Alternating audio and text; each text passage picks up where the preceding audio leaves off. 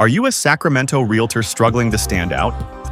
What if your dream client is searching for you online right now, but they can't find you? The truth is, most buyers and sellers start with Google.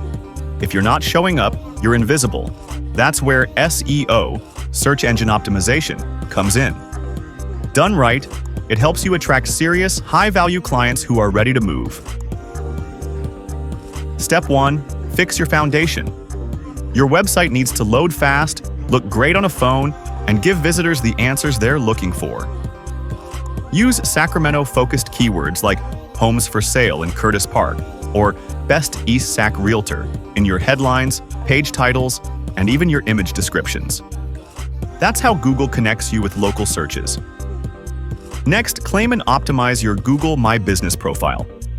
Add quality photos, share updates regularly, and ask happy clients to leave real reviews.